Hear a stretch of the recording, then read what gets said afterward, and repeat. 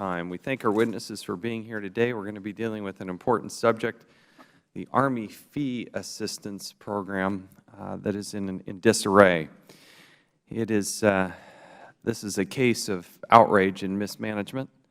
We will explore how a well-intentioned program created by Congress has been mishandled by the very government managers entrusted to administer and care for it. The Army Fee Assistance Program, or AFA, compensates eligible Army families who pay for third-party child care off-base when none is available on base.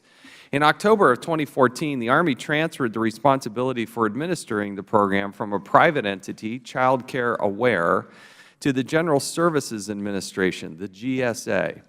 Quality of service immediately began to suffer. A substantial backlog developed. Applications and recertifications were not being processed.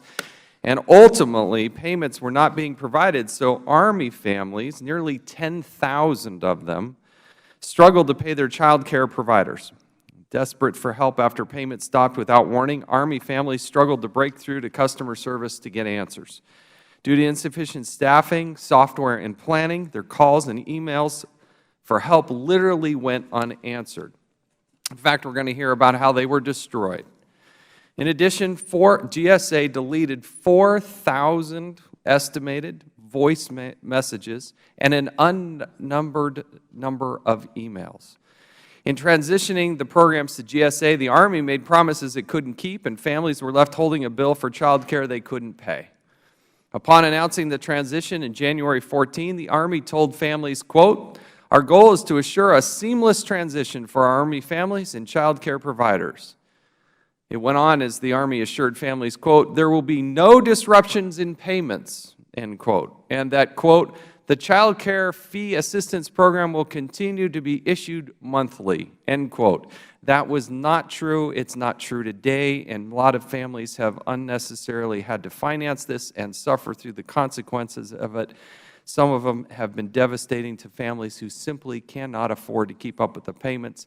They were told by their employer, they were told by the U.S. government, they were told by the United States Army that this would be taken care of. They entrusted them, they worked for them, and they let them down. The transition was riddled with problems and in turn hurt Army families. This is a quote from one parent participating in the program from the state of New York. The parent said, quote, "The GSA Army Child Care Office is 2 months behind on payments to my child care provider. This means I have to pay out of pocket for what they aren't covering, or I have to remove my child from the facility. The child care provider must still be paid, whether it is for me or the GSA. I have sent numerous emails and placed many phone calls, and there still is no solution. I continue to be told I will get a call back. I know of at least 5 other families also affected by this incompetence. The program should not be offered to soldiers and then continue to be inconsistent with payments. Many of us can't afford to keep our children in child care without this assistance, and it has placed a hardship on many of us. I'm also pregnant with another child and have placed inquiries with questions, and no one has answered me at all. This is unacceptable and very frustrating to those trying to keep up with the payments," end quote. We find this to be consistent with what we believe are thousands of people going through similar challenges. According to the Inspector General, the backlog of an unprocessed family actions and unanswered phone calls and emails is almost 26,000. We're not talking about 10 here or 20 there, 26,000. This is totally unacceptable. These individuals deserve answers. To handle the backlog, GSA sought outside help, but botched the award of the contract. Given the huge backlog, GSA awarded a second contract to provide additional support to manage the program, including 20 additional individuals to fulfill requests and field phone calls and emails. Apparently, in a rush to throw money at the problem, no one properly vetted the individuals hired by the contractors. In reviewing those 20 individuals who were given us access to personally identifiable information of the Army families participating in the program, the Office of Personnel Management found that 3 of the 20 contractors should never have been hired. One of the individuals even had an outstanding arrest and bench warrant pending against them. The other 2 individuals had severe issues, including prior bankruptcy filings and financial liens. As part of their normal work duties, these contractors were given access to Army families' personal identifiable information, including Social Security numbers, birth certificates of Army children, tax returns, locations of child care providers, times the children were in child care, home addresses, home phone numbers, bank routing information for people who have an outstanding warrant for their arrest. Also highly problematic, the Inspector General found these individuals were never given the required privacy training, nor were they required to sign non-disclosure agreements required by the contract. One bright spot, once GSA became aware of the compromise of some families' information, it did take immediate steps to rectify the situation, but it should have never happened. It did so by removing these contractors, offering families free credit monitoring services, and creating an action plan in response to recommendations by the Inspector General. I'm tired of the U.S. government just saying, hey, we're going to give you credit monitoring. That ain't going to cut it anymore. We keep doing this by the millions, tens of millions of American workers working for the Federal Government are being offered credit services. That ain't going to cut it, and here we have another case of this. However, the GSA then took a step backward. Another security breach occurred. In the second instance, GSA failed to set appropriate controls and allowed unauthorized users to gain access to child care subsidy information of 8,000 families. We'll hear more today from the Inspector General about the second failure of GSA to protect families. Army is considering moving the entire child care subsidy program to the United States Department of Agriculture. Oh, yeah, that's obviously it belongs in the Department of Agriculture, but at this point, anything seems better than the current situation.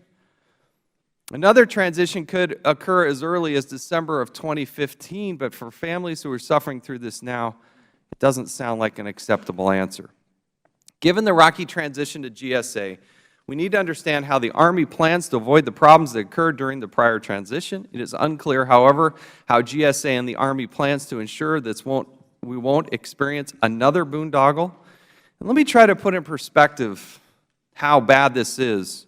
In announcing the transition to the GSA, the Army asserted it would save 50% of program administration costs, or $4 million. Sounds like a laudable goal. Let's save $4 million. We probably all want to do that. In reality, the transition actually increased administration costs due to the need to award additional contracts in information technology.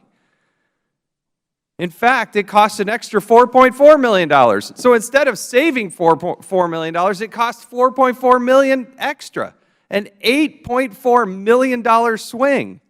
And to put in this perspective, Child Care Aware was operating with good software and 39 people and servicing Army families with minimal complaints. 39 people. The GSA has 184 employees, has plans for 37 more contractors, and still isn't getting the job done, despite spending $4.4 million more than we were spending before. Our Army families, they sacrifice, they've got to be focused on their job. There's a reason why child care services are offered. Many of them are offered on base. But in those situations where they're not, we need to be able to take care of those children. This is an absolute boondoggle. Desperate questions for the GSA and how they can botch this thing. They literally are operating on Excel spreadsheets, erasing emails, destroying emails, getting rid of voicemails. It's just totally and wholly unacceptable. And the Army and their attitude towards this is also unacceptable. Questions right up to the Secretary's office, what is the United States Army going to do about this? We deserve better, the soldiers deserve better, and we're here to help fix that. So with that, I'd now like to recognize Mr. Lieu. Ranking Member Cummings I think will be here a little bit later, but in his place, we're honored to have the gentleman from California, Mr. Lieu, and we recognize him for 5 minutes.